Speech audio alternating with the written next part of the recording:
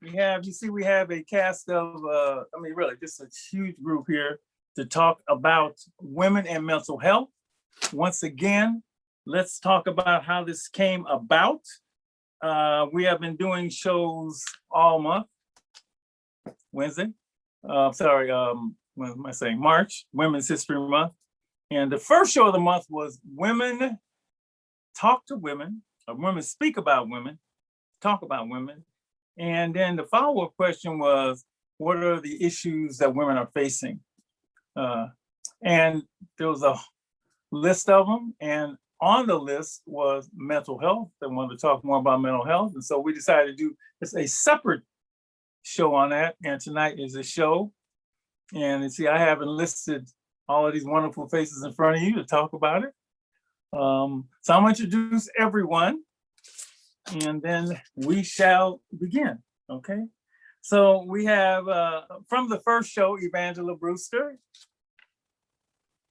Hi, Evangela. Okay. Hey, Doc. Hey, everybody. Glad to be here. Evangela was on is a carryover from the first show. Her sister, Malorie Branch. You see, Malorie, I said Branch. Good evening. You did say Branch. Thank you, Doc. Definitely appreciate it. Good evening, everyone. So tell your husband I ain't a hater, okay? Just let him know, all right? I'll definitely let him know. Somebody I haven't seen in a while. Dana Ward. Hey, Doc. What's up, Dana? What's going on, y'all? Oh, Lord, I got some folks tonight. Amber Aaron Mosley. Hi, Amber. Hello. Okay, there we go. From Los Angeles. Joining us from Los Angeles. We have Amanda. Amanda Ajisebutu. Where's Amanda? Is she here? Oh, Amanda. Oh God, I'll have to get her way off. I think she's just plugging in. Let's see. Yeah, We see her name, but we don't see her face yet. We don't see her pretty little face yet. But we see her name. And then we have members of our Leadership Academy and our college prep class, the youngest group on the show. We have, and this girl becoming a regular, you know. You lucky we don't get paid because you'd be asking me for money to be on the show. Jyairrah Martin. Melanie Gichane. Hi, Melanie. Kymber Gastinell. Hi, Kymber. And Leila Mariano. All right. And then we have our, who was here, has been here before, our professional. Lady Estelle Soror. Nia Ridgle. Hi, Nia. Thank you.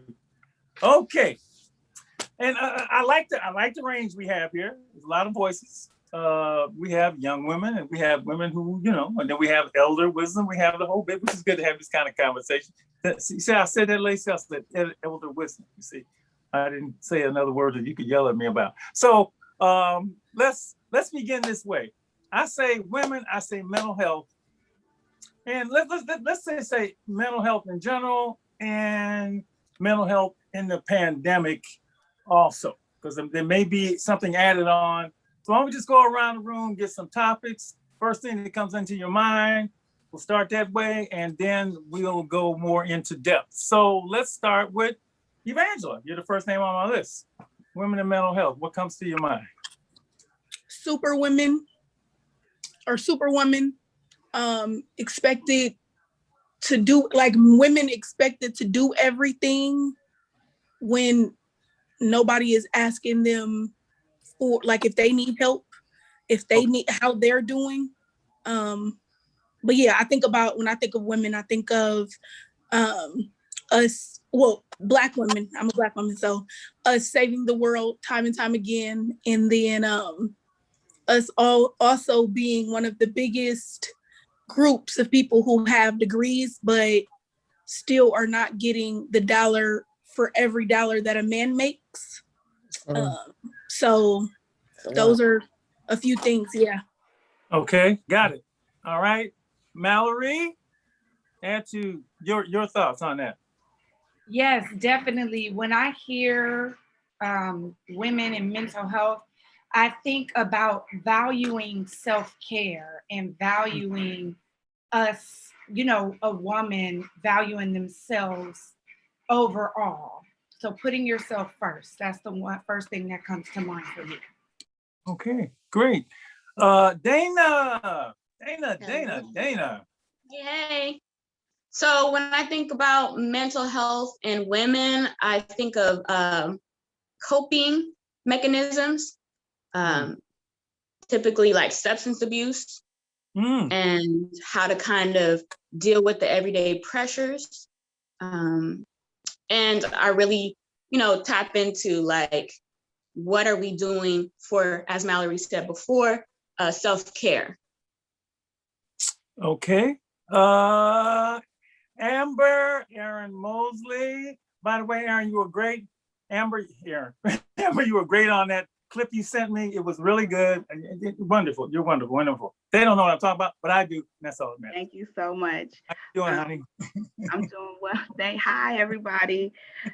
When I think about mental health, I think about it from a historical standpoint. I think about it, how it affects us from generationally. And a lot of times that is a part that, we ignore. So we see, for example, what's happening in the pandemic. And of course, it's impacted all of our mental health. Perhaps it is triggered some things that were lying dormant. But I definitely think that when we talk about mental health, and especially surrounding our community, we have to look at it from a historical standpoint and how it's affecting us generation by generation. So when you say Go ahead.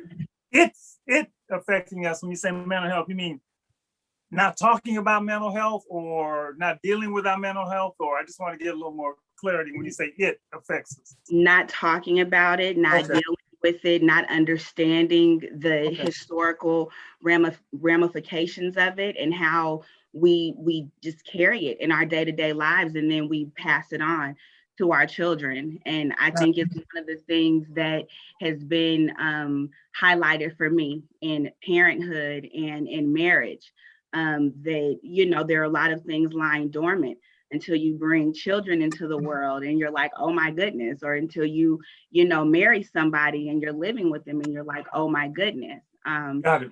Those things have been highlighted for me. My mental health has been highlighted for me specifically inside of marriage and parenthood. Thank you. Thank you. Amanda, are you there?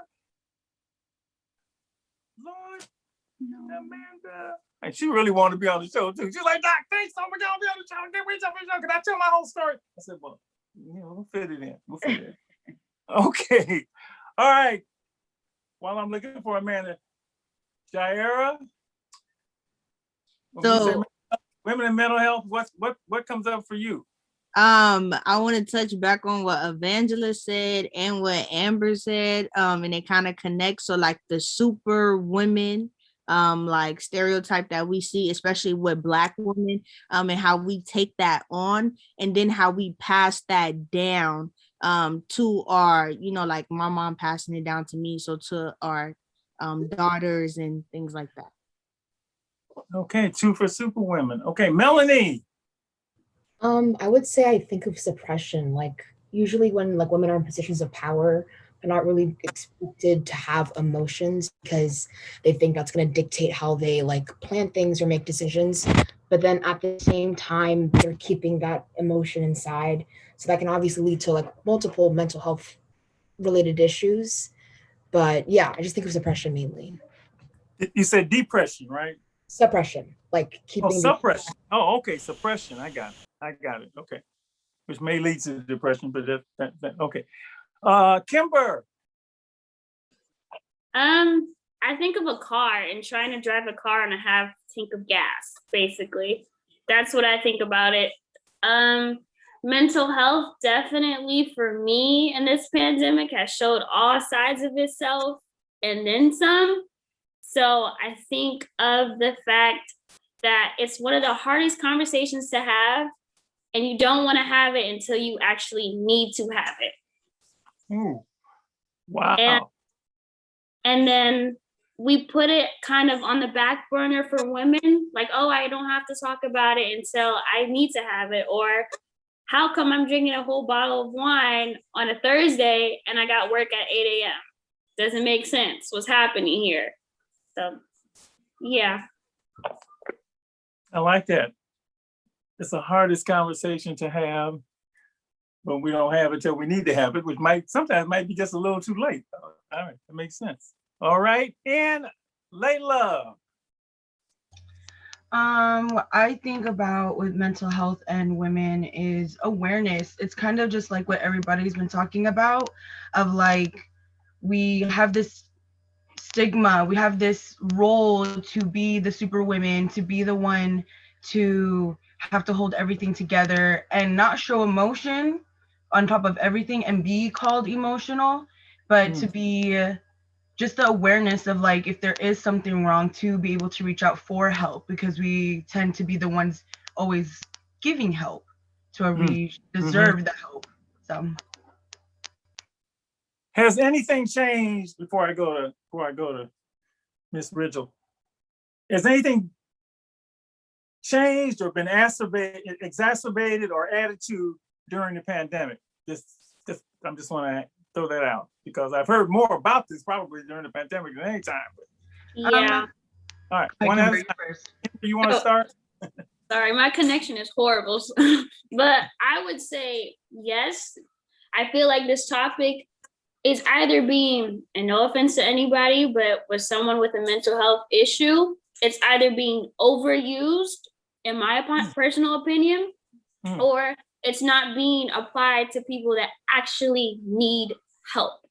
Wow. And people that actually need help that I've seen, they're not getting the care that they deserve because there's so much of a surplus.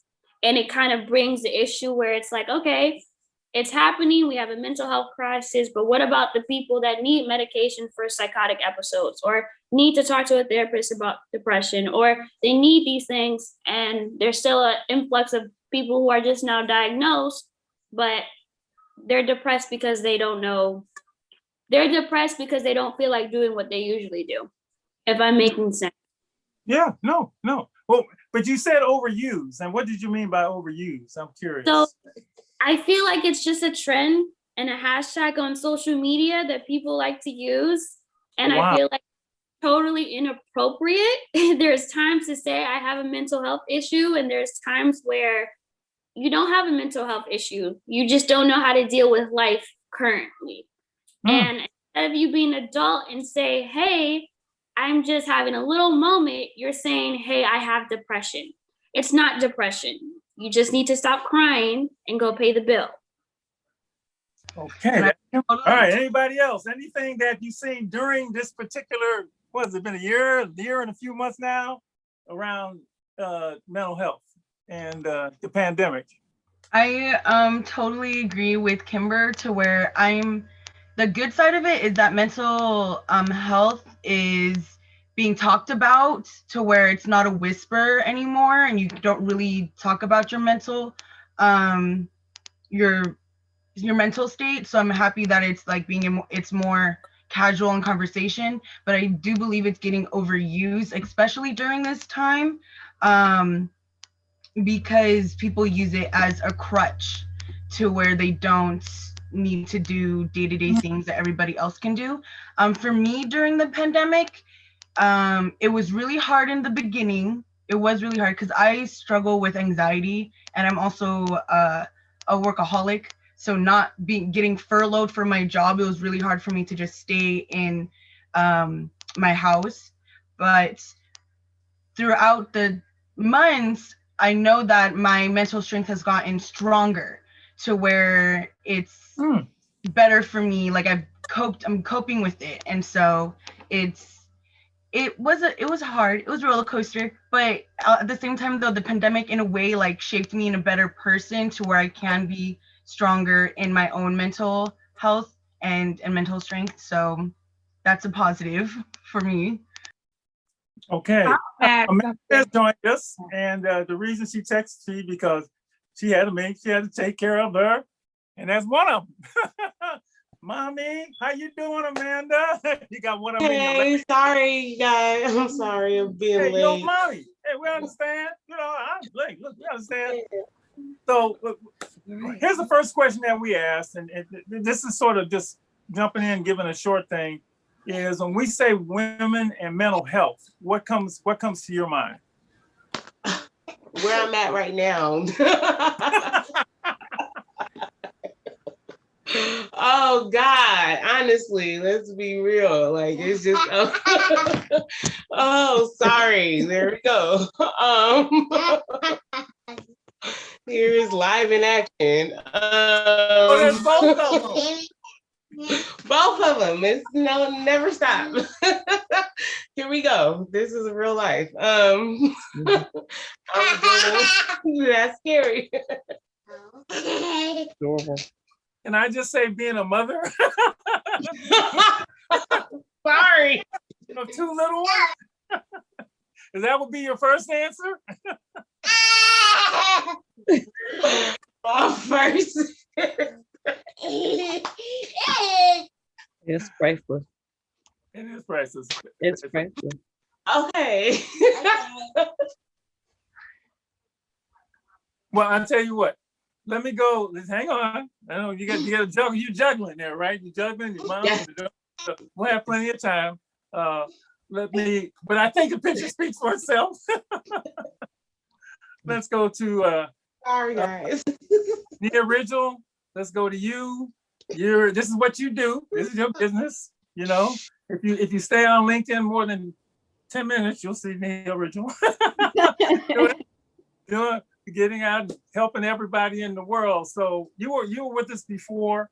And I actually sent you a little bit. I don't know if you had any chance to listen to the show that we did before, but mental health and what do you professionally see as the issues when it comes to women and mental health? And let's just throw the pandemic in there and go right ahead. Yeah, thank you for having me. I'm excited to be here. I see a lot of things. I see a lot of things evolving from the pandemic. So first off, let me say thank you, ladies, for being here, and thank you, Dr. Marshall and Lady Estelle, for having me. I'm excited to be here. There's so many different things, especially in the community, the Black community, and just dealing with women as far as roles, gender roles, that we're seeing transpire through the form of mental health. First and foremost, there's a lot of misunderstanding around like what exactly mental health is and like who it affects. So I just wanted to throw out a couple of things. Mental health is not for some people. Everyone has mental health. Okay. So it's just like, it just has a lot to do with emotions, how you can manage them, lifestyle, how you can balance it, and in sustainability, how you can cope with it. So when the pandemic happened, we were in a system-based mindset, right? That said, get up, go to work or school, come home, there's food, there's this, there's that. If you don't get that, you can go to this program, that person, this program, right? So we were indoctrinated into a system that was over 65 years old. And then all of a sudden it got, boom, abrupted, right? And so we're such system-based people.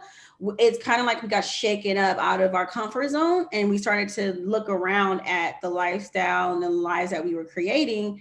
And a lot of those things were really high stress, high emotional. We had to pivot, we had to maneuver. And a lot of mothers, right, became teachers, in addition to wives, and then having to work. And then if you were a young woman, having to then now date a different way and not have those social outlets anymore. So it's really just about emotional regulation. And someone said suppression, and suppression is depression, right? When you suppress your feelings and your emotions so much, you start to get depressed because we're self-expressed beings. So a lot of different things have come out during this pandemic, but 3 key words that I would really like to highlight tonight is growth, evolution, and balance.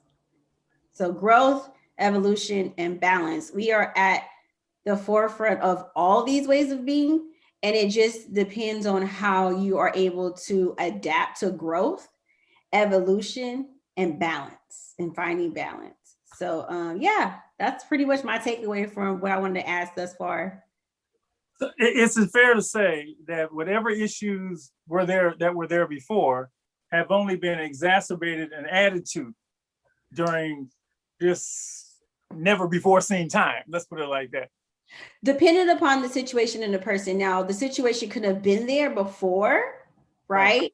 But you had so many distractions to take away from the validity of how big the situations were. And when we all came into our homes, then some people had to realize, like, I don't like being here. I hate my job. I don't love this person I'm with. I don't know how to manage my kids, right? So there were so many different things. And if you were an extroverted person and you're used to like talking to people and interacting with them, and that's how you get your emotional needs met, you had a really hard time adjusting to that.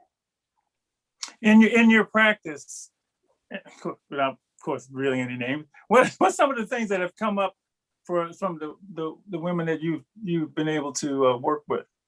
Yeah, so a lot of the things that I've been seeing in my practice have it to do with a lot of like evolution, like identification. Like how do you self-identify, and what does that look like now for you? And moving forward, how do you plan to deal with these new awarenesses in the capacity in which you've created a life with? So like boundaries, huge boundaries. Like if you were a person that really didn't have clear boundaries and you were a people pleaser, you can't people please during a pandemic because you're already trying to take care of yourself, right? So boundaries have been coming up a lot. If you were in like a leadership role or like a very dominant role in your career, or like Leila has stated, like she's normally used to working a lot. Like what other places are you finding your value at? And what does that look like outside of the workplace? So a lot of things around identity and just a lot of conditioning. So like we used to, the brick and mortar says you go to work, you get a paycheck, and that's your value, right? Well, when you didn't do anything and you're still this hardworking person, and that's how you got your validity in producing, right? You're a producer. Now, what do you do now to get that emotional need? So a lot of self-discovery I'm noticing too. Okay. Well, here's some of the things I just wrote these things as Superwoman, valuing self-care, putting yourself first, substance abuse, coping mechanisms, obviously equal pay, generation, how do you say, generationally, I think that's what Amber said, or something like that. And I was thinking actually generational trauma in my head, but that wasn't her words, but that's what came to my mind. Not showing emotion and being givers, suppression. What else do we have here? Hard conversations to have. What else would I got? Let's see. It was interesting to me, the whole hashtag thing. That was kind of like, I didn't expect that one. that one, but I'm not a social media person. So yeah, y'all know I run from that stuff like crazy. So that is like trend. I guess they trend everything on social media, even serious stuff. Like, like obviously serious stuff. I do know this has been an issue. And I've read 1,000 times the domestic violence is completely during the pandemic. It's like, if anybody, and I don't know that any person have gone through that, but this speaks a little bit about it, about that, because that has come up a million times every time I turn around.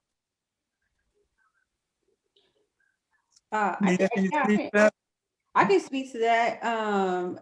So a little bit of about like the domestic violence and what that looks like. We always tend to look at the perpetrator as like a very victimized person, and that's true. But we also equate it to like a woman, right? But domestic violence can also go both ways, right? And the perpetrator also could be a same-sex relationship. It could be the woman as the aggressor. It could be a lot of different things. And it really, what it boils down to is your ability to communicate. And also too, it's a form of anxiety. So anytime you can't get out a lot of anxiety that you have in your body, you're going to start doing those like very criminal, like minimalized ways of self-expression, and you're going to result to hitting because you have all this anxiety in your body and then there's no space to go. A lot of people used to spend between 16 and 18 out and 20 hours with driving outside of the home. So now you have this stress on top of financial stress, on top of now having to work from Zoom. And we don't talk about workplace abuse because that's also another issue. And so if you're going through workplace abuse or you're an abuser in the workplace and now you're home, well, that type of mentality is not going to be taken out on the people in your household. So it just really has to do with a lot of that emotional aggression and aggressive behavior.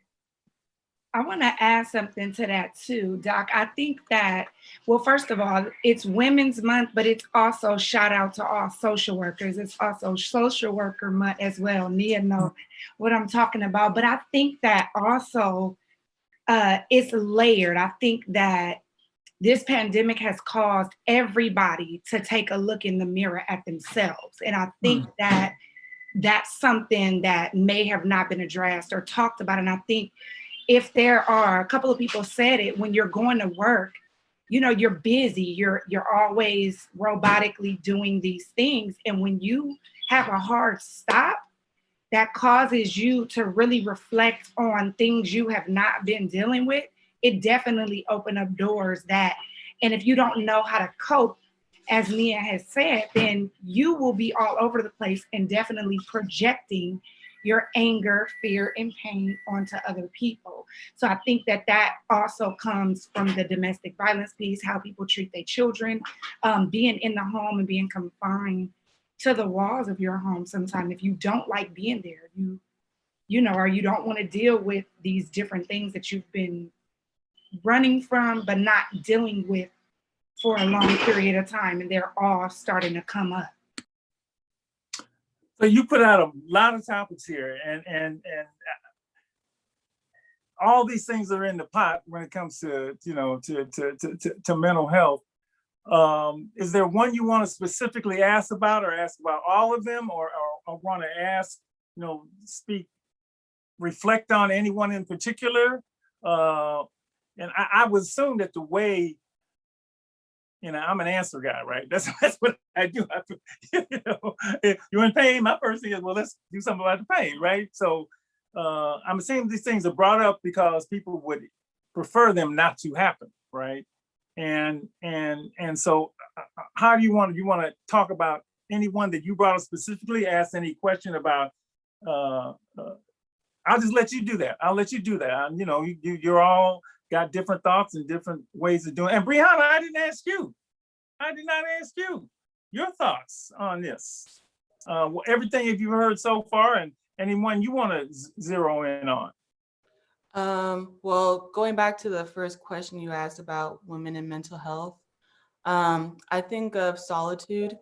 For me, I rely a lot on solitude in a good way and also in a bad way, which I do take accountability for.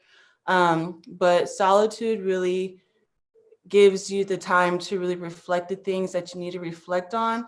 It may be uncomfortable, but you need that time to yourself and kind of like, you know, celebrate or, you know, journal, or I don't know, have a self-care day, anything. Like, that's one of the times where you just need to be on your own and not be, you know, so attached to other people and their energies, because at the end that you go back home, you're still going to feel the same exact way. So yeah, solitude is for me. Yeah. Malorie said that I did not ask you. So I don't want Malorie to me when the show is over. So thank you, Malorie. Your turn. Thank you, Malorie, and thank you for your concern. Yes, I was sneezing and sneezing. Every now and then my nose takes on a life of its own. And it did just a moment ago. When I think about women and mental health, first, I can't put the two together.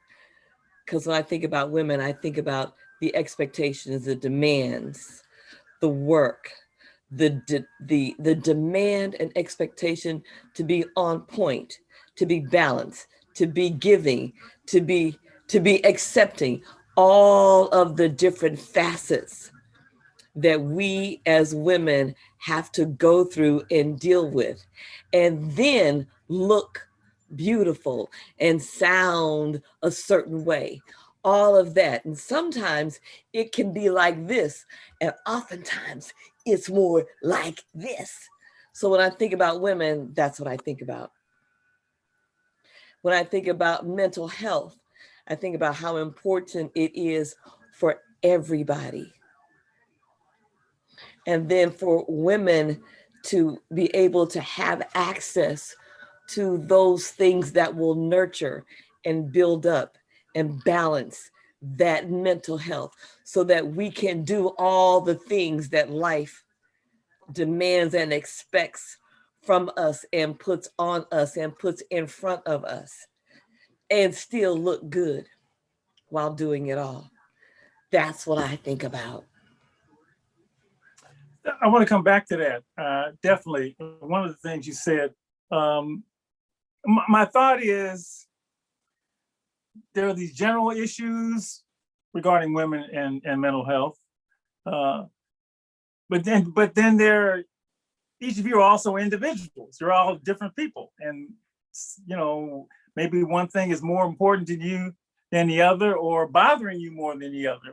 You know, I always felt that, you know, this is what we actually do on Tuesday night. This is a place to talk about anything, you know, and you can bring it up. Is there one thing in particular that, and I remember listening to you on the show, it was a show on motherhood, and listening to you and the things you've done coping with motherhood and all of that, and I was like, that's a big thing, Frank. I remember thinking that, and you were giving a lot of insight. And that's probably an example of what I'm talking about, because I heard the show was on that specifically, but I've actually heard you talk about that postpartum depression and all that sort of thing, all things you were going through. It doesn't have to be for you, but is there anyone that any of you want to bring to light for yourself that you like to get some guidance and advice on? Oh, that's hard, huh? When I put it out to people. Since you mentioned me, and I think that, you know, I always have to speak from a place of current experience, you know, and that's what it has been for me in the last, well, my son just turned 7. And so a lot of the things that I've dealt with have come up, perhaps, and you know what, I won't even say in parenting, because I think even more challenging than that, because our children kind of let us know like what needs to be going on and what needs to be happening, what we need to work on, at least in my situation. But being married and, you know, having a spouse that, you know, when you see things come up, and I think, you know, a lot of people have dealt with this, even just being at home in solitude by themselves, but then being in the home with this person that you may not be used to spending as much time with. And in our particular situation, we've been entrepreneurs since we've been together. So, you know, the proximity and the time home wasn't an issue. It was just all of our other stuff from childhood that comes up, and all those things that get sprinkled in there. And then you run to couples therapy, and you're like, well, we have to figure out, you know, what's going on with us. And in therapy, well, we found out that it was more of an individual thing. Like, things for your marriage are going to fall into place when you work on yourselves individually. Mm-hmm. So we had to take those individual journeys for ourselves. It was important for him, you know, to have somebody that he could relate to, a man, you know, a Black man. For me, it was important that I had somebody that I could relate to, somebody who looked like me. And what we've been seeing and through this time, because this is where our, you know, our journeys with our individual practitioners have taken place in this pandemic, we're seeing leaps and bounds in our relationship, because we're not focused so much on what's going on in the relationship. We're focused on what's going on with ourselves, and showing up And meeting yourself is a difficult thing when you're used to 20, however many years, 30 years, 40 years, whatever your age is, when you're used to journeying the way that you've been journeying. And then you've got this person that's like, hey, got some little quirks here, which is all good. I just want to make sure, you know, that we can make this thing work together. And so that has been the challenge, you know, throughout this pandemic is, you know, sometimes you have to take that accountability, like, oh, maybe it's not an us thing, you know, it's a me thing. And what is that thing that I've been carrying with me my whole life? So it's not really a question that I have, it's sort of my experience. And then you throw kids into the mix and it's. No, I appreciate you sharing that, because that's how you learn what people, you know, are dealing with, right? There's these general statements, and this is what I'm dealing with, right? Yeah. That I may need some clarity on. And thank you. I wanted to add to that really quickly. It goes back to those three words I was talking about earlier: growth, evolution, and balance, right? And a lot of us are being faced with outdated generational coping skills that it just doesn't serve us anymore. You know, in full transparency, even with me as a practitioner, and then having to now homeschool kids, I never signed up to be a stay-at-home mom. I'm a career woman. I self-identified in that. I marched in that. I held my value in that. And then to have the spotlight on like how much I didn't know about my kids and how much I put time into my career, but also I am a single mother too. So I was faced with the idea of like values, right? And it made me readjust like my whole work-life balance. Again, it goes back to that work-life balance, because then that self-talk, negative talk started coming up, and I started questioning, well, what type of mother are you? And all these things that the reasons why I had children started coming up, and I started questioning all these things, and then I started projecting that onto my kids, and then I'm taking care of other people, and then it just turned into this snowball that if I'm always saying I'm a therapist with a therapist, and one of the things that I don't shy on is the cost of good mental health services, because I understand what bad mental health services look like, and how, like, when we talk about mental health being a trend, like in that same way of being, mental health being a trend can actually work against us, because then there's not qualified people to really do good service for the people who actually need the support, right? Which is really huge, especially in like women. And what I'm understanding and finding that balance is in that feminine essence and that masculine essence, and how just like as women, we had to put on that masculine energy and operate in those ways of being, and our feminine essence kind of got lost in that. But we try to find it in relationships and in having children, just to continue that connection piece, right? And then that's where that identity part comes in, that we're like, well, if I'm not out here a career woman, my kids at school, and I'm in the home and I'm seeing them act a fool, they can do it on the weekends, because I'm a weekend mom with my children because they were at school a lot, but we did stuff. Right. We were always going places. We were always doing things, but the management in the home, I was a different type of mom. Like, I was frustrated, I was irritable, they were unruly. Like, I had to question a lot of different things. So what I had to do as a career woman and as a mom now is readjust how I parent. And honestly, parenting now had to come first before my career. And that's the first time I've ever even considered doing that. Thank you, both of you, for sharing all of that. This thing Superwoman has come up several times, right? And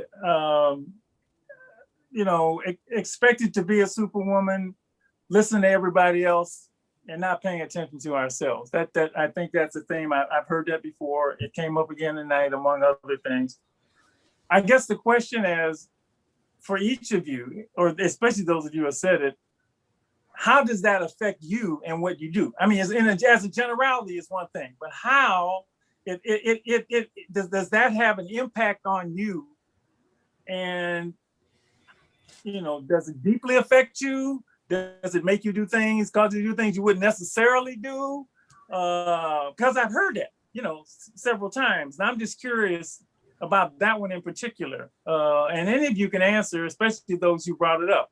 Or if you've heard other women who carry that and they talk to you about it. Anybody want to deal with that one? And guess I'm only bringing that out because I heard that several times. I'll take a crack at it. So I wouldn't say I do things that I know I shouldn't be doing, but I do say that I overly involve myself and give my help to others when they do not deserve it. And in the long run, I am too tired of doing the passion projects I want to do because I've been so busy helping somebody else. And then I have all those negative thoughts like, oh my gosh, why did I do this? It's like a whirlwind. It's like, okay, you need my help in this, and I give you all my energy, and then I don't have any energy to do what I want to do or do the things I love to do. And it's just like a revolving door until I finally realize, okay, what makes Kymber happy? A, B, and C does not make me happy, but 1, 2, 3, 4, 5, and 6 make me happy. So I've kind of had to have that reality check. And then also I've seen it with my parents, particularly my mom. I love her, but my mom, everybody knows, Evangela knows, my mom loves everybody. She wants to help everyone. Like everybody, doesn't matter who you are. She can see you in a grocery store struggling to buy yogurt. She's gonna tell you which brand you need to get, which brand is lactose free, which milk is with. She'll tell you, and it's rubbed off on me. And sometimes I look back and I'm like, okay, I'm happy I got that helpful trait, but at the same time, I've seen what it done to her and how she had to readjust her whole life because her health took a toll. So I've seen a lot of factors with it. I'm grateful that I have it. But at the same time, I don't question it, but I question how to readjust with it because we're still in this pandemic. I still got to go to school. I still got to pay my car note. Yeah. Have you had to do a lot of self-reflection on that? Yes. Yeah, that's one of the top 10 things I've had to work on. I could say I should be 20, but it's like top 10. Part of the things I've had to sit down and realize that certain people don't deserve certain energies that I possess. They don't deserve that in my atmosphere, in my aura. You shouldn't even be allowed on the phone with me at this point in my life because I'm giving too much of myself in a format that should only be for me. It doesn't matter what it is. It doesn't even matter if it's a 20-minute conversation. I'm still giving too much of myself, and you are not either giving me that in return, or you just don't deserve it because you're just a bad person. And yeah, like Leila said, it's very draining, but I've had to realize the energy that I want to hold on to, my bubbly, laughing, my happiness, my whole entire being, my Kymber, as I call it, I need to reserve that for myself because I can't get to where I want to be in life if I keep giving it to people. And this connects to family too. I had to cut off a couple family members because I keep giving them things that they don't deserve out of me. Come on, Kymber. So I can attest. Go ahead, sir. No, go ahead, Evangela. I was just gonna say, one, I can attest to her mom doing a whole bunch of things. I've been in the store with her and she has done exactly what Kymber just said. But also with Kymber, yeah, it definitely rubbed off on her.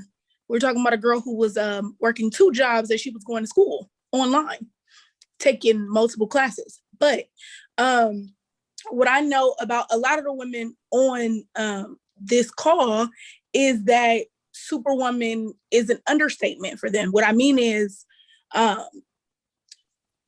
they are overworked or overused and underappreciated. We are. And what I mean by that is we will do for everybody and we're not on the list that we have. And me and my sister have had many conversations about that when we're looking into like how our mom did a lot of stuff, sometimes absent of our father, sometimes absent of any help certain things that were going on. So I would say, of course, strength is one of the biggest things that I think about, but sometimes it's hard to just be strong and okay with being vulnerable at the same time. I think that's one of the biggest things that I learned when my mom passed away, is that I can be strong, but I can still have my vulnerability. It depends on who I can work and deal, who I feel like can help me work on my vulnerable side. So I will go to my sister and talk to her about things that I won't talk to anybody else about.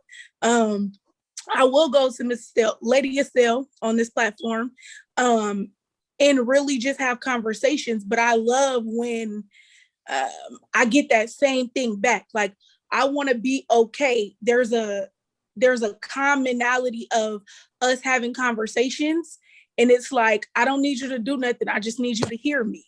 Or how do I go about this situation of deciding on taking on less hours from work, or going on this vacation? Sometimes we don't even allow ourselves to do things that we should do for us.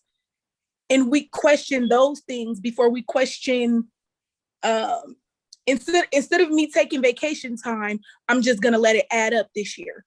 No, even if you're doing a staycation, baby, you need that time. You deserve that time. So being overused and underappreciated.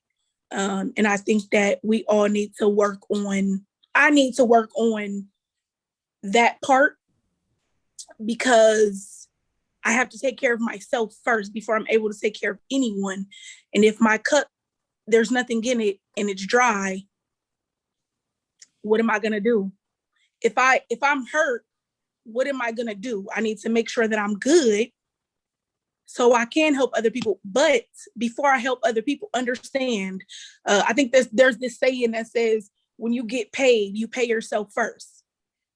Hold some of that water for yourself and then share. So, yeah. Keep all of this, because what I hope we can get to as we round this near the end of this is a way out of this, some practical things that you can actually do to combat the things you brought about. But I want to bring up one thing that's interesting to me. When I heard generational, Yep. Generational means you got to look back in your family. Mm-hmm. And to me, anytime you look back to the people that brought, that have been your caretakers, or that's a pretty tough thing to do, because I would assume that you have to be honest. And in the Financial Life and Free class, for example, and I think all of you have been through it, everybody around here, you're really asked to look at how your parents and your grandparents and everybody you handled money, and how that has affected the way your relationship with money. That seems to be a little easier, and that's not even happy, because because you got to go to your parents and talk about the money decisions they've been making for the 16 to 20 years you've been in your life, and they'd be like, "Why are you asking me about that?" But this is a whole different nature, right? This is, you figure they're doing it, but how have you, or do you go there? I'm really curious about do you go there, or do you go there by yourself, or you go there with them, or how do you go to the generational piece? Because if there's generational trauma, then you got to look at and be honest about those things that have happened. I'm curious about that. Have any of you ever done that, or had to do that, or do you run away from it? Well, it's funny that you say that, Doc. I lately, for the pandemic, have been trying to get in touch with my OGs, my elderly group, because I know that's where I can get the most wisdom from in most cases, because I need to understand myself better. And the only way that I can do that is by asking them serious questions. But I don't know about you guys, but asking serious questions, you go to, well, what do you want to know that for? So there's this unspoken generation where they don't want to tell you things because they don't know how you're going to use it. And it's almost trying to be a protective thing. And when I'm going through something and I'm struggling and I'm trying to see, where are those bits of crumbs and pieces where I feel that I might be losing it. And have you ever felt like this, Mom, Auntie? Have you ever felt like this? So I see the generational parallels in how people raise their children and how they deal with confrontations where it comes to maybe sex, using drugs, anything, how to get through school, how to cope with pressures. And most of the time, you have to really sit back and think like, first, are you open for correction? Most people are not open for correction. A lot of people aren't. Because they cannot take them not being perfect. And whether or not you're speaking your truth, right? Some people will go to the point and saying like, no, that's not what happened. So it's kind of denying your own words of how you saw your life going. And it's not really necessarily trying to be in an attack mode too. Because I know for a lot of people in our culture, you know, bringing up the things that were true can put people off guard or on guard, excuse me. And we start that division. Put you on guard and creates that division. So there's no more ways of communication. Then, you know, when you start to, because again, I remember the statement, it's like, if you're all sitting at a table and you know that there's something that's happened in a childhood's life, like one child's life, and nobody wants to speak about it, you're creating a prison for that person. So it's just like living with untruths just so that you can live day to day while that person is suffering inside. That's not okay. Wow. Okay, before you, Amber, I'm going to make sure we get to Amber. Amber. Thank you, Dana. Oh, you're waiting for me. Yes, ma'am. I think, Dana, you made excellent points because, you know, and to add to that, because Dr. Marshall asked, you know, like, do we think about it? Is there anything that we can do about it? Do we reach out to people and ask them?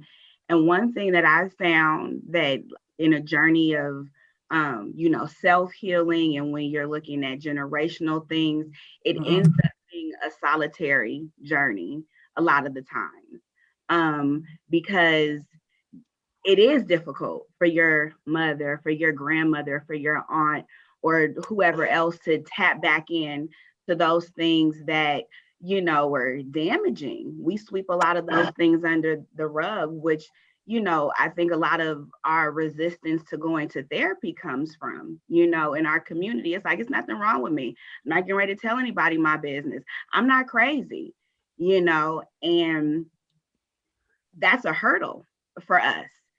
And especially now when you want to go and talk to somebody in your family about it, or somebody that has something to do or is directly related with maybe some of your trauma or some of the things that are happening in the family dynamic, a lot of the times that stuff is not going to be able to be brought up in a civil conversation being had about it. So a lot of the work you end up having to do on your own. And in the chat, like for myself, I found resources online, you know, to help me just tap in, you know, to certain places there. And I'll put it in the chat, just like there's a Black female psychologist who's on Instagram who just puts these memes up and these things that are kind of like reminders, or, you know, maybe thinking points for yourself, where you can go and maybe journal about things or just unpack things for yourself in those moments where, you know, it would be nice if I could go to this person in my family and ask them about it, but you already know what the outcome may be. And so when you look at the responsibility that a lot of us have been given, just even in this space, you know, all of us, just even being here right now, it shows that, you know, perhaps we were tasked with something to help our families, to help our communities, you know, and it looks different than maybe being able to fix it in your family, but maybe you can be the catalyst, you know, for what you do with your own family. That's one of the things that I remember from being at the Omega Boys Club, is that, you know, you have nothing, you don't have any control over the family that you were born into, but you have all the control over the family that you create. And so it's starting with me. I know that for my family, I was tasked with breaking certain generational curses and unpacking certain things that, you know, is really, really difficult. And I've experienced resistance from, but I'm like, God gave this to me. And so pushing through that alone sometimes. That's right. That is so courageous. And all of us have seen this movie. I'm reminded of, everybody know Raising the Sun, my favorite movie, the original Raising the Sun. And I remember, Beneatha told, her mother that, she wasn't really into believing God or going to church and all of that. And then, man, look, in the scene where she said, yeah, the mama slaps the hell out of her, right? I mean, physically slaps her, right? And that's always a controversial scene when we talk about it with the young people. But you risk the verbal slap, the physical slap, the verbal slap, you're in our business. So that I think that's a very courageous, I have to admire you for that, because somebody has to be willing to step in there. And the problem is you walk into a lot of, and I know this, and I just throw this out there, a lot of times they feel that you're judging them. And, when judgment comes in, everybody backs off. Yeah, it's clarity of count me out. So if I can jump in, I'd like to say, I want to go back to Amber and Dr. Nia, when you shared your experiences. And I need you to know how powerful it is. And I know that you already know this, Nia, how powerful it is to be able to see ourselves, to see who we are and the impact of ourselves and what we do and how that affects and impacts others. We do not get a book a training book or a manual when we become parents. And bless our hearts, we don't even see, we start out saying, I ain't gonna be like my mother was. And then we end up outdoing our mother. And I was like, I'm not gonna be, and then I'm like, so, and to see ourselves without judging ourselves, to recognize the power of our voices, the tone, what's said and what's not said, that look, that move, that energy, the power of that. And then getting in touch with the fact that there's something about that needs to be addressed. And how can we make that something so that when our children think about us, they think about us in the most kind, loving, warm way instead of, okay. So that's so powerful. And that's something that everybody needs to do. We need to do that. Let me talk about, I want to say boundaries, self-reflection, being strong and vulnerable, and how to do all of that with wisdom and grace. There was something else I needed to say, and oh my goodness, I start talking. When it comes back to me, I'm coming back, Dr. Marshall. So just be ready for me when I come back in. Dana. Oh, that's it. Thank you, Jesus. You got it. Dana, got it.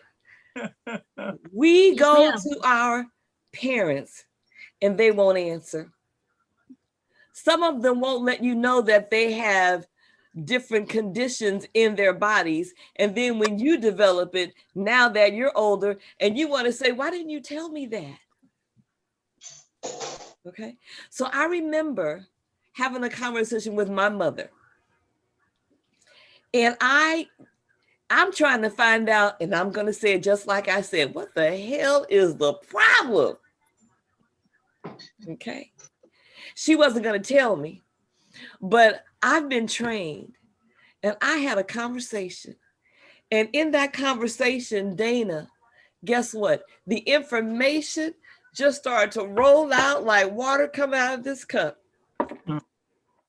Let me let you know, young people, because we're talking about generations, I don't think about my grandmother and my grandmother, my mother and my grandmother. I think about when I was 20, when I was 40, when I was 60. That's the generation, my time frame, and all the changes that's happened over that time. There are things that they will tell you, they're going to take it with them. Amber, they're not going to tell you. Dana, they're not going to tell you. They're going to take it with them. And you're right. This is a journey that you're going to have to take with you. You take it by yourself. and you look and you pay attention. And when we don't justify or explain away what we see, you don't need to be told. It's great if they would say, yes, my dad was an alcoholic, which is the reason why it's easy for you to drink. You didn't realize that you can have a little bit of this and have a little bit of that. You had no idea you could take on all of that. Well, my dad was an alcoholic. Yeah, your daddy was an alcoholic. No, they're not going to tell you that. But if you pay attention without judging, the information comes to you. You'll see it. We don't explain it away. We don't judge it. We remember that everybody came in here with something that we've all had to go through, something we've had to work through, stuff that's pushed us through. And you're being given a glimpse.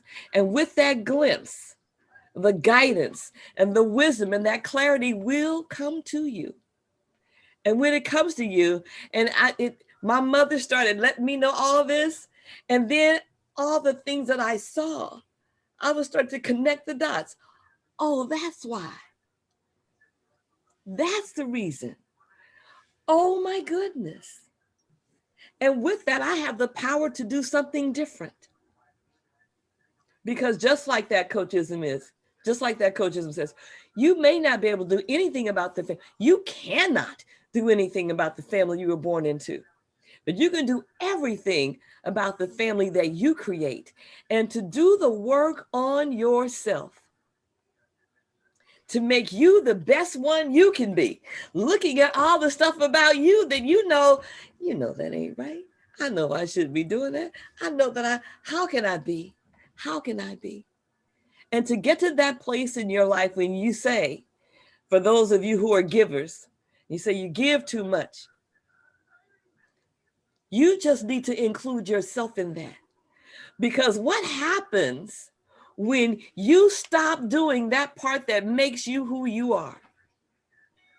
If giving is what I do, showing up is what I do, being there is what I do, I can't help it.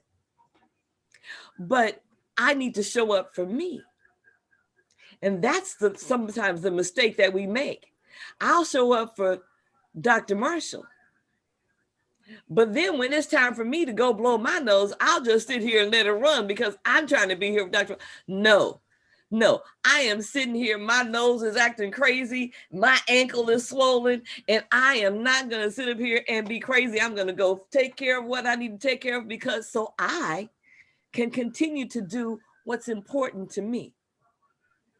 And if being and showing up is important for me, then I need to make sure I can. And I make sure I have what I need so I can do the things that are important to me, which may be giving to you, answering your phone call when you call. Do you understand what I'm saying? You may not know. We may not ever find out like we want to, but you will find out. You will know. And let that give you peace and wisdom and guide your journey. That's all I've got to say. Thank you. Amanda, you have been sitting there just listening, and I don't know if there's anything you want to say. I'm listening and dealing with all of it. I'm hearing everything. I just want to tap into a little bit of everyone. Thank you so much for the wisdom tonight, because I needed it. Listen, Dylan, I'm just going to say, Amber, touching back with dealing with finding out about things that your parents had and, you have to deal with, you know what I mean? Right now, I'm dealing with a digestive issue with my son that my dad is dealing with right now, you know what I mean? And he was sick with, you know what I mean? And it's coming up for my son, and it's hard for him to go to the restroom. So that's something I'm currently facing, and I just found out about, and just little things like that, like learning more about yourself and being uncomfortable with the fact that you don't really like where you at, it's a lot of that happening now, and just just all the generational traumas and breaking curses. It's a lot dealing with that at this moment. And I'm hearing all of it, you know, and I'm also the beauty of Mrs. Still's words and too, you know, but it's true when you're dealing with all of these things, you know, to try to be the best mom, to be the superwoman that we have to sometimes put on the facade to be, you know, as well as being vulnerable, as Evangela said, you know, and letting down your guard and showing who you really are. It's tough. It's a challenge, you know, just dealing with all of those things. Like, and I've been here. I oftentimes seclude myself. I'm in therapy and did mommy-daughter therapy and, you know, did all of, you know, trying to heal those things. And it's when you really start to unpack the things that you dealt with and the things that got you to where you are, and then to where you want to go, it's like, dang, you know, you kind of, the veil is lifted, you know, then you have to kind of see yourself in your children. You have to see yourself in the mirror.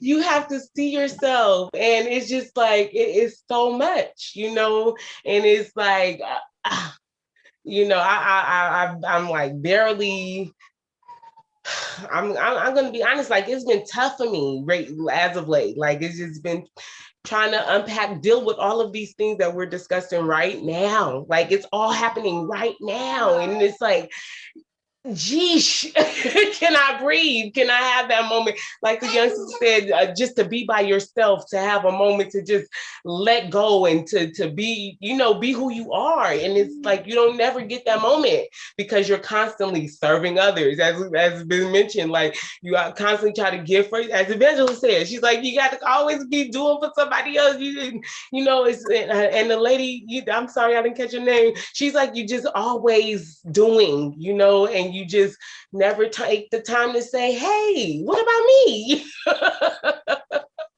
And really mean it, you know what I mean? And like, and just without feeling, because it make you go crazy where the mental health come into play. I'm not gonna lie, I've definitely had mental health issues, you know what I mean? Just it's a lot, you know, living is a lot. And when you don't have the thank God for Omega, because I'm still here, but when you don't have other resources and tools to help you get by, you will be fighting a lot of battles that you don't know how to process, you know what I mean? And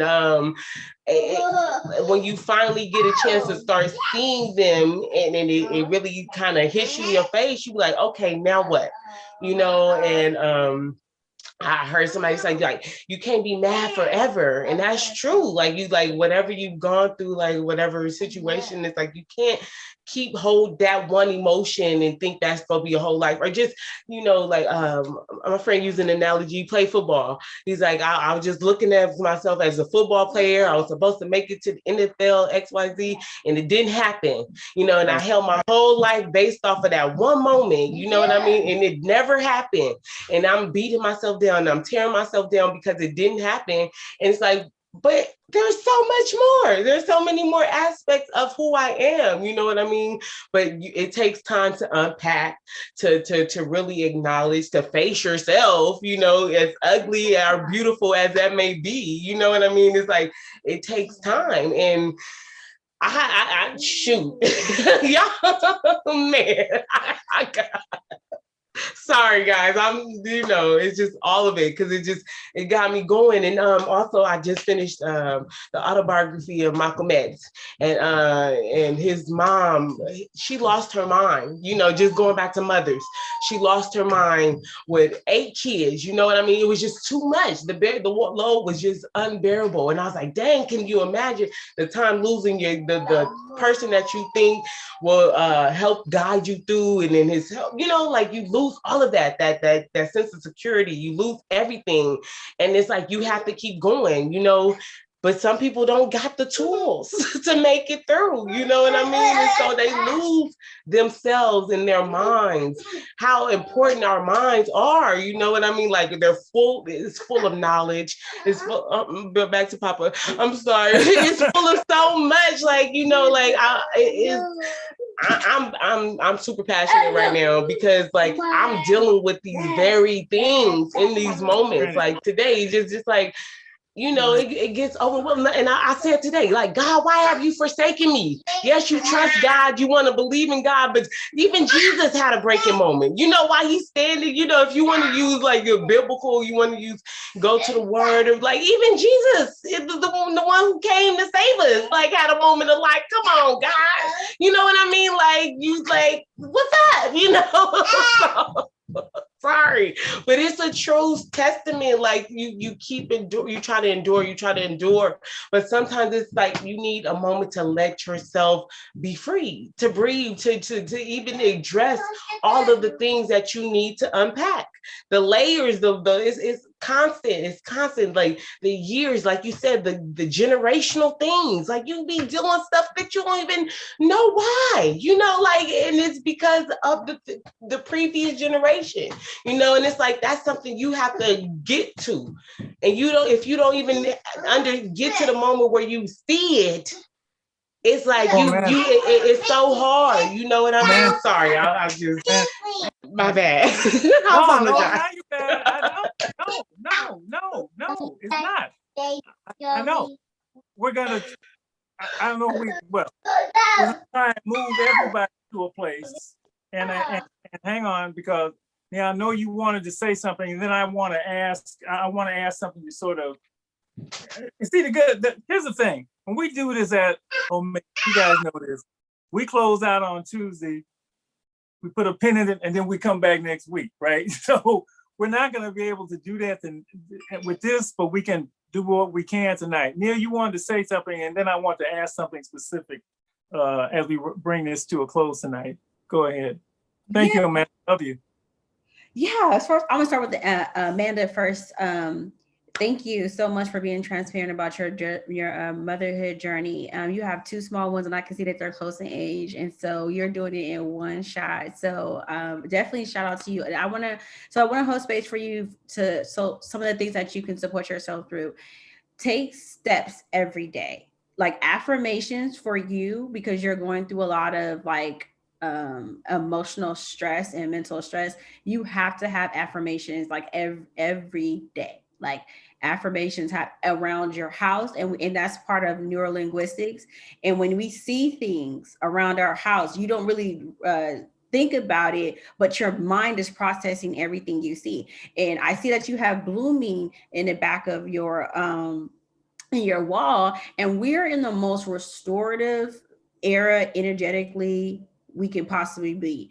And so what you want, it can be restored, because our normal habits are lifted up. And so when everything is disrupted like that, it allows a new awareness to come in. And so mindfulness for you, practicing stillness. Like, I'm not sure what time the babies get up in the morning, but if you can get up before they get up, or put them on a routine. Routines are going to be your best friend for them too, if they're able to be on routines. Just really focusing on adding yourself to the equation in your routine, and not letting the routine dictate when you get added in. Because if that's going to happen, then you're not going to be added into the equation. It's like small things like hot showers, bubble baths, things of that nature. You mentioned journaling. You mentioned that you read too. So really just creating a routine every day. And when I tell you, you have to be like on listening to positivity, like listening in podcasts, affirmations everywhere, like checking in with positive people, like you need to be so poured into, like it's no other. You're in the season of just really just reconstructing your thought process, because you're going through a lot, right? And it can be overwhelming when you only focus on that you're going through a lot. But if you focus on the positivity that you're going through a lot, you can really, like I said, those three words is growth, evolution, and balance, right? You're being challenged with all those this season, right? And how you adapt to those ways of being. If you literally become evolution, if you literally say this season, I am becoming growth, I am becoming balance, and you stick to those, it's going to be difficult. That's your mental challenge. I promise you, like, you'll see your life, things will be attracted to you. things will start to not be so hard, because when you're trying to get through things in distress, you only focus on the distress and you stay in that mindset. And that leads me, that's a perfect. Thank you, Nia. Sorry. Thank you. You so, yes, well, yes, and thank you. There may be more coming. Hang on. It's a perfect segue I wanted. And I wrote down 3 things. And this is what always frustrates me about anytime we do this topic on mental health. Look, physical health, that's a big deal. But I know where to go. I got a personal trainer. I know what to eat. I got a roadmap to do something to help me stay physically healthy. It's all over the place. Now, the key issue is whether I do it or not, right? Spiritual health. I can go to church. There's a lot of ways. I know places I can go to feed myself spiritually. I don't have, and maybe this is what frustrates me about this. How do we build better mental health? Because there's no gym I can go to, right? There's no church I can go to, right? That's labeled that way. And you've just given some things, and maybe that we can just walk away, whether we're, 17 or, way past 17, about tools we can use, things we can say. You said affirmations and things like that. Just in your opinion, anybody goes, how do we build our mental health up like we can build our physical health up and our spiritual health up? And again, I'm searching because there isn't a roadmap. Yeah, there's a lot of things you can do. So I'll show you some of the things that I do personally for myself. So you really want to come up with a strategy that supersedes where you've been, because you're growing, you're being stretched thin, right? And so you're coming up against generational habits, you're recreating a generational narrative, right?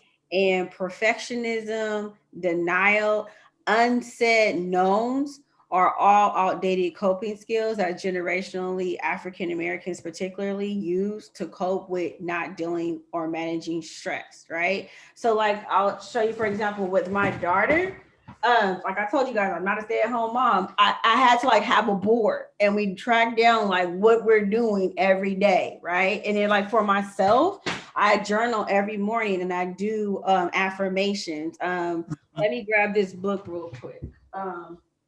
Writing this down, journaling, I've heard affirmations, and you guys, when she finishes, you get a chance to throw some things into building better mental health in. This is something that I did with some clients in mine. I created basically a binder, and it has a picture of my family, and this is how manifesting, right? I have feeling words of how I want to feel to help me with affirmations. We have a covenant we made with ourselves. We have affirmations that we grew down. So I have an affirmation for mindset, for personal growth, for professionalism, for health and fitness, for financial, for self-love. If you're a spiritual person, your spiritual promise, a declaration, and one for self-awareness, a prayer. And you want to just have pictures of it has to be in color too. So yellow, white, orange, things that pop out are going to increase your mood, because depression is at an all-time high right now. So anything that you can do, picturesque, and make it creative, because we're creative, expressed beings. And if you're not working right now, and if you're really around a lot of distress, you're not expressing, right? You're not expressing in some form or fashion. You also want to stay away from people who trauma bond. And so people who trauma bond are people who talk about the problems, but have no solutions to what they're talking about. If you find yourself in continuous woe is me conversations and nobody's talking about how to get out of them. So it goes like this: I'm going through this right now and I'm stressed out and this keep happening to me and blah, blah, blah, blah, blah. And then how do you get out of that situation, or how a person add values to you? And you say, oh, I went through that situation too. Here, Amber said, take these people, I follow them on social media. I'm like, okay, I do these things. This is what I do to get out of it. That's not a trauma bonding conversation, but a trauma bonding conversation is when you solely focus on the negativity around what's going on with you. Sleep hypnotherapy, they have it on YouTube. it's just affirmations that you can listen to at nighttime. It really, your subconscious programming is being formed. That's when you're taking out old thoughts, replacing them with new thoughts. And if you don't have the dialogue under understanding, remember we're creating generational narratives, right? If you are creating a generational narrative, that means generationally the narrative has changed. If you signed up to be different, guess what? You're the one who's creating that new narrative. So you have to find a different language, a different dialogue. And if like 80% of your narrative is negative, then you're at a low beta state. And so you're susceptible for mental illness conditions because your body is not heightened at a higher frequency. So you really want to watch yourself talk.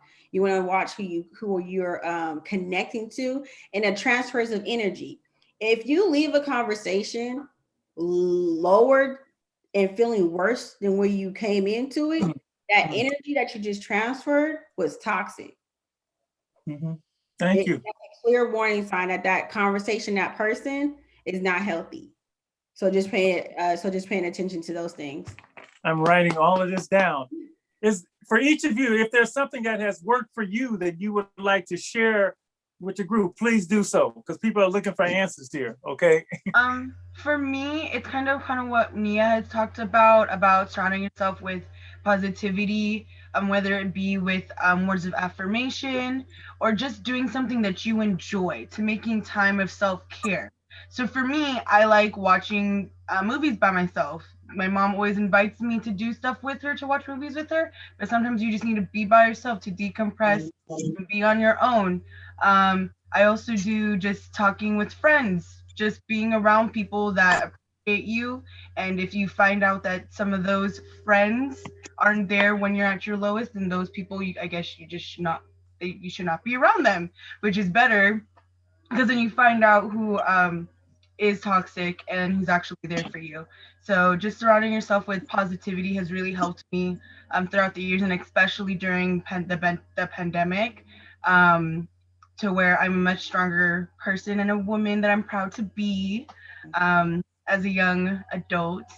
So yeah. Great. Amber, you have something that works for you that you'd like to share? One thing that just came up because I was on here looking for some pages that I follow to share with you all. Well, one thing that I've done is I've curated my social media timeline to be inspirational. And I think that's one thing that we don't take into consideration. We're talking about social media right now in the class. Go ahead. Say that again.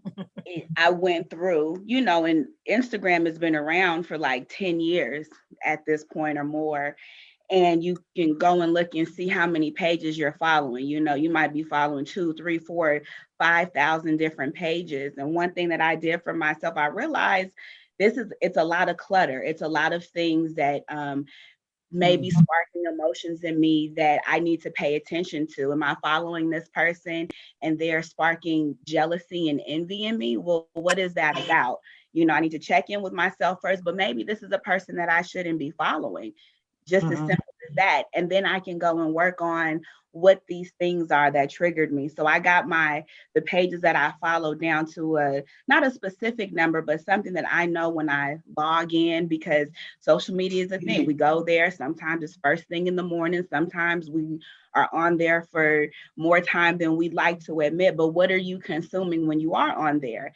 And so a lot of the pages that pop up on my timeline are spiritual things, holistic things, self-healing things, in addition to therapy. And I know that therapy is a privilege, and it shouldn't be. And it's really insane that for quality therapy, that you really need to pay out of pocket for it.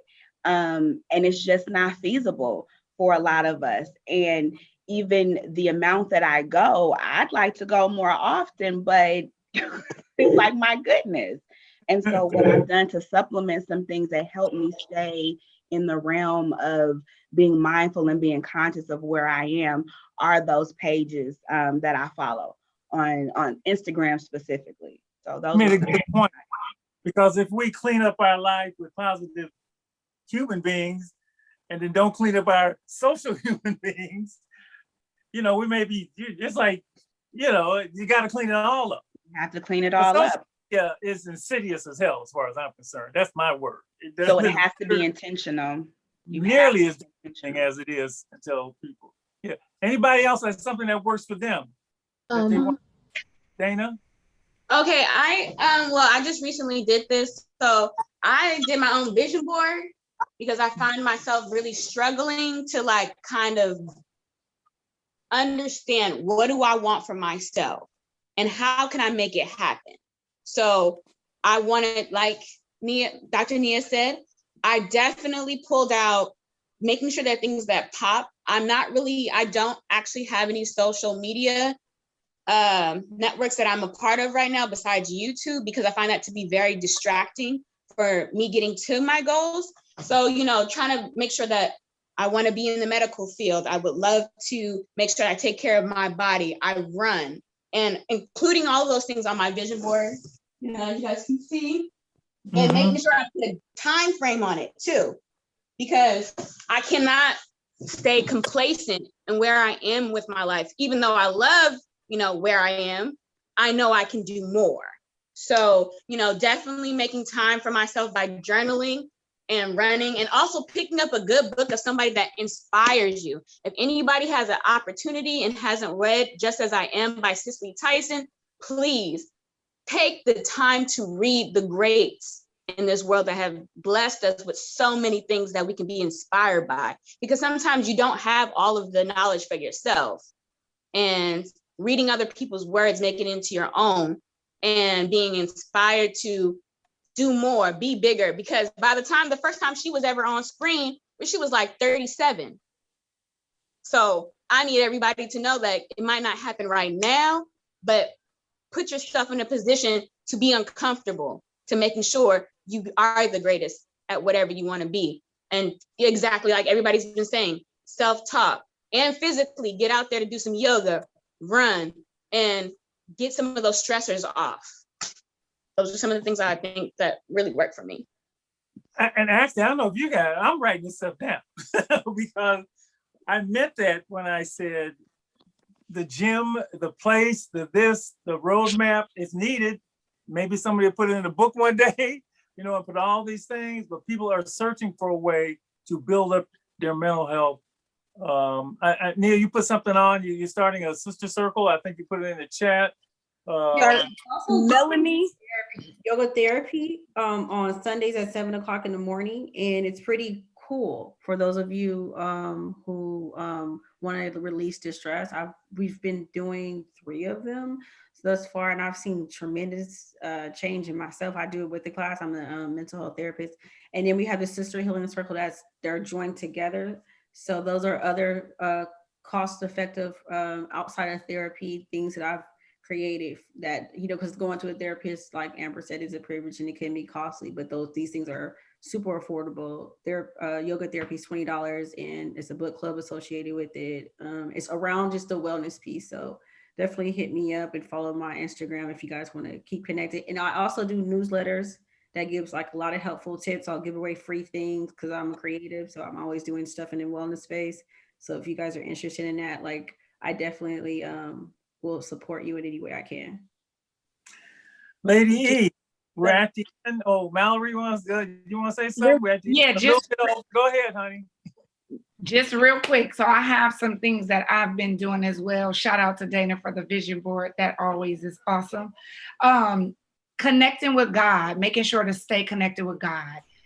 Because through everything, there is a reason and a season, and just being connected, purging, going to sit by the water, having some time for myself. That has been amazing. Taking a stroll by the water, just sitting in your car and just being in your own bubble.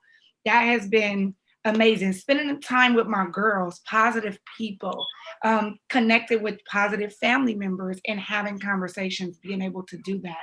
Journaling and spending time with myself in the morning. So if I can jump up before the kids, and just being still and allowing my thoughts to just happen instead of trying to control what's coming in and going out, and reevaluating goals consistently because things are changing And with the way everything is going on, it's valuable to reevaluate even a month from now, because something that you were into may have changed, and it's okay.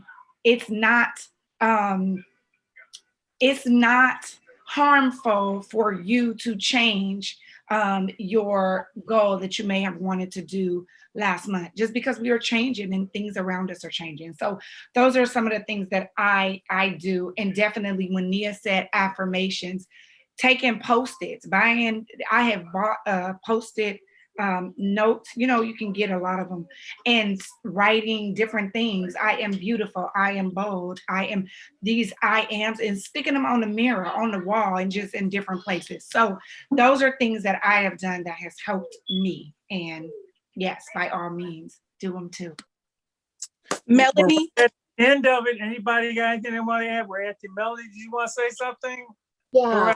Right, the biggest thing, like I have 3 of them so far. Number one, definitely going out, like in nature. I've been so used to being confined to my bedroom for the past year. And my best friend actually came over for the past weekend, and we went to the Redwoods up by Redwood City and went on a hike. And by far, I think that was like I felt like solitude, like peace. Like I felt finally okay. And like, especially after like a couple of months of just turmoil in my life, like that was definitely a place for me to like sit down, realize like what's going on, like look into myself, and then just go forward with a plan. Second thing, I learned this in IOP, mentalization. So especially like in situations where you're stuck at home and like you find yourself getting into arguments and like just butting heads with like your parents or like a significant other, that situation kind of causes you to like put the blame on someone else. And to avoid that, what I've seen is like try to look into yourself and figure out how you felt in that situation, and then think of the other person and what's probably going through your head. But obviously don't label like, oh, they're probably feeling this or they're feeling that. But like think like possibilities, like maybe they might have been stressed because they had a bad day at work and they came back and like they just need to off some steam. So you don't necessarily like shift the blame on them, and then you can come to a consensus as to what you should do going forward. And then the last, creating a sanctuary. So my bedroom, I've always seen it as like a place I sleep, watch Netflix. Like I'm always here, cry sometimes. Like it's just, that's how I've always in my bedroom. But ever since I've spent like practically my whole day in here, I've had to like make changes. So like, for example, in the back, I like put artwork that I worked on at the beginning of quarantine, right? So when I wake up, I'm just like, oh, I did something that I did that was cool and I might want to do it again. Or like in front of my desk, I have a bunch of poems and like drawings that I used to do when I was younger. So it's kind of just to inspire you and make you feel safe if you don't necessarily find a place where you're safe inside your house. Wow, great. Okay. Woo. Yeah, to help a lot of people. I hope a lot of people listen to this show. Because I really meant that. People, they need ideas, they need thoughts, they need help, they need all of this. And I think you have done a wonderful job of doing that tonight. Lady E, you want to add anything before we there's nothing more that I can add. I think that you women are brilliant and beautiful and blessed, and just listen and follow the guidance and the wisdom that comes up from inside you, as well as that comes to you and through you. We thank Dr. Nia for the wisdom that she's brought to this forum tonight, and to Amber and Malorie, Dana, Evangela, Kymber, Leila, Jyairrah, and Melanie. Brilliant. Thank you for all of that. Where Amanda probably put the kids to, thank you, because you've lifted up women for this Women's History Month. Thank you. All right. Woo. Oh, wonderful job, all of you. Share this information with others. Hey, just something that works for you, it might work for them. Do not be don't hold back. Don't hold back. Do it in love, because everybody is dealing with this. So thank all of you. Amber's got a book she's got it. Dan got a book she's got it. Oh, this will be. I saw that in the chat. Go back and listen to your own show, because it'll be up to, Ann will have it up tomorrow. So your own suggestions that you made and share with other people. Thank you. Thank you so much tonight. great Women's History Month show. Gonna let you all go and Bye. Love you guys. Good night, beautiful. Bye, Love you guys. Good night, everyone. Stay empowered and blessed. all right.